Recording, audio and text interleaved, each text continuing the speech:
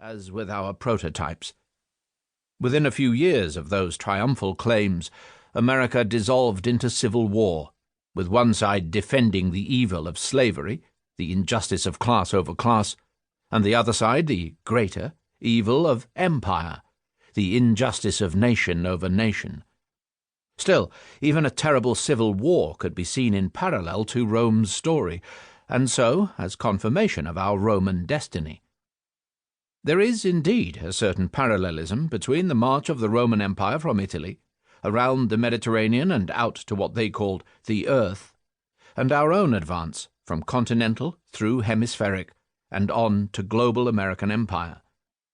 But it is the modern voices that assert the Romano-American Empire that moved the creation of this book. That parallelism is repeated again and again today, sometimes proudly, sometimes sadly, sometimes with approval, sometimes with disapproval. In the past year, I have read about a dozen books on this topic, mostly on the sad and disapproving side of it.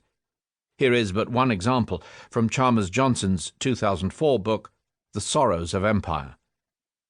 Americans like to say that the world changed as a result of the September 11th, 2001 terrorist attacks on the World Trade Center and the Pentagon. It would be more accurate to say that the attacks produced a dangerous change in the thinking of some of our leaders, who began to see our republic as a genuine empire, a new Rome, the greatest colossus in history, no longer bound by international law, the concern of allies, or any constraints on its use of military force. Furthermore, his chapter 3 is entitled Toward the New Rome. He emphasizes that America is not an empire of colonies, but an empire of bases, but that we are still the second coming of the Roman Empire. In a magnificently parabolic scene in John's Gospel, Pilate confronts Jesus, or does Jesus confront Pilate, about the kingdom he proclaims. "My kingdom," says Jesus in the King James version of the incident, "is not of this world. If my kingdom were of this world, then would my servants fight, that I should not be delivered to the Jews. But now is my kingdom not from hence."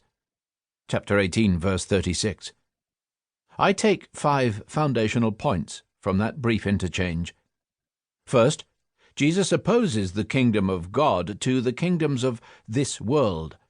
What this world means is discussed throughout this book, but especially in chapter 1, whose title, Empire and the Barbarism of Civilization, is my own translation of the this world of Jesus.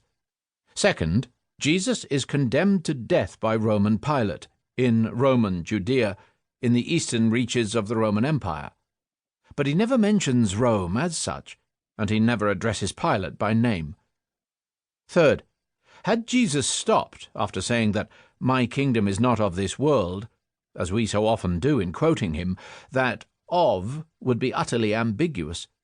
Not of this world could mean never on earth, but always in heaven, or not now in present time, but off in the imminent or distant future, or not a matter of the exterior world, but of the interior life alone.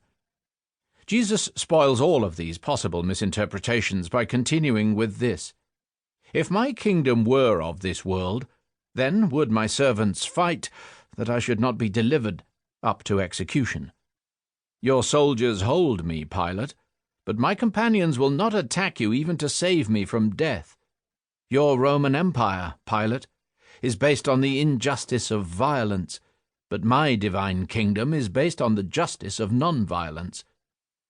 Fourth, the crucial difference, and the only one mentioned, between the kingdom of God and the kingdom of Rome is Jesus' non-violence and Pilate's violence.